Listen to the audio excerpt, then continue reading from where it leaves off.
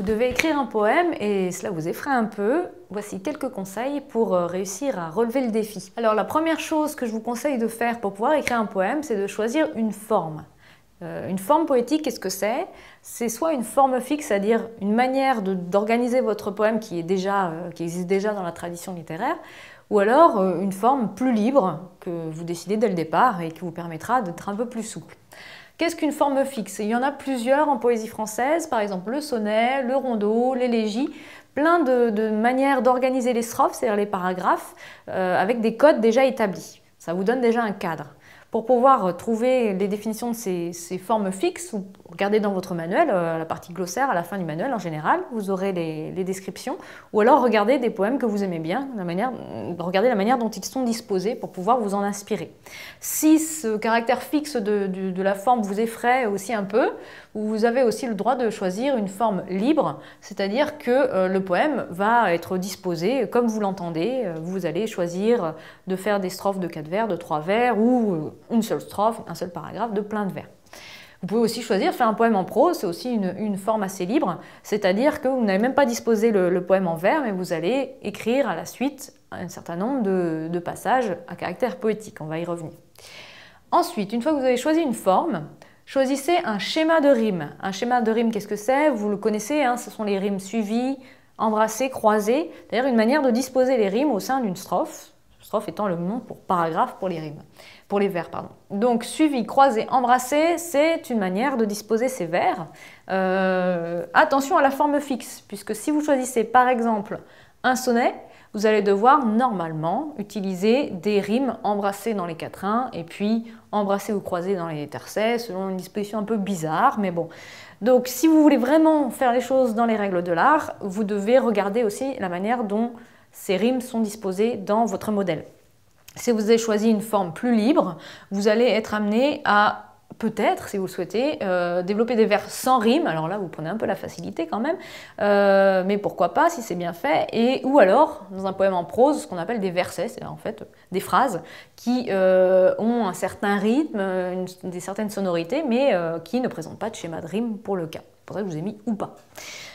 Ensuite, il va falloir trouver des rimes si vous choisissez de faire des rimes. Alors, essayez de les trouver en amont. Il y a certaines rimes qui peuvent s'imposer d'elles-mêmes, qui sont assez classiques. On voit ça aussi, on entend ça plutôt dans les chansons. À la radio, on a toujours en anglais un peu toujours les mêmes rimes. Donc vous pouvez vous en inspirer aussi par rapport aux chansons de variété française que vous entendez ou de rap. Essayez de trouver des rimes qui vous semblent harmonieuses, intéressantes, significatives. Vous devez ensuite choisir un type de vers. Alors qu'est-ce qu'un type de vers? Un type de vers, c'est combien il y a de syllabes par vers. On peut avoir 8 syllabes, c'est un octosyllabe, 10 syllabes, c'est un décasyllabe, ou 12 syllabes, c'est un alexandrin. Choisissez le type de vers qui vous semble le plus approprié. Pour vous donner un conseil précis, souvent on est plus habitué, notre oreille est plus habituée à l'alexandrin. Ça va donner une musique qui fait ta-ta-ta, ta-ta-ta, ta-ta-ta, ta-ta-ta. Donc on l'a très vite en tête et on finit par réussir à couler notre phrase qu'on veut dire dans ce moule-là, ce qui va rendre les choses un peu plus faciles. Sachez que les poètes de profession, enfin ceux qui, en tout cas il y a quelques décennies, voire siècles, écrivaient tout en alexandrin, avaient vraiment ce schéma-là en tête et ça devenait naturel d'écrire selon ce cadre-là. Ça va être la même chose pour les slameurs ou les rappeurs aujourd'hui. On peut aussi, si vous avez choisi l'option facile, choisir des vers libres, c'est-à-dire que vous n'avez pas un nombre contraint de syllabes par vers et que vous pouvez faire des vers courts, des vers longs, ou alors dans un poème en prose, ce qu'on appelle les versets, c'est pareil, c'est-à-dire que la longueur est variable, c'est vous qui en décidez. Enfin, vous devez, en tout cas je vous le conseille, trouver ou reprendre des images, puisque souvent ce qui fait la force d'un poème, ce sont les images qui sont utilisées. Alors les images, c'est un terme de stylistique, c'est-à-dire d'analyse du style. On distingue au moins trois en tout cas, types d'images, les comparaisons, les métaphores et les allégories.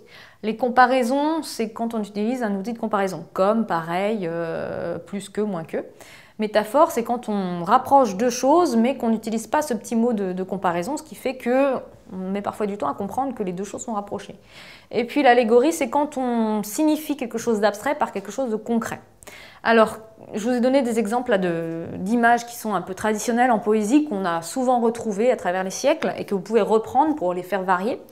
Exemple de comparaison, ça c'est un poème de Baudelaire. Le poète est comme ce prince des nuées, c'est dans l'Albatros quand Baudelaire compare le poète à un oiseau majestueux, un oiseau des mers. C'est une manière de symboliser, de signifier la soif d'absolu et de liberté du poète. Donc vous pouvez reprendre cette comparaison du poète à un oiseau par exemple. Autre exemple d'image traditionnelle, la métaphore de la femme en rose.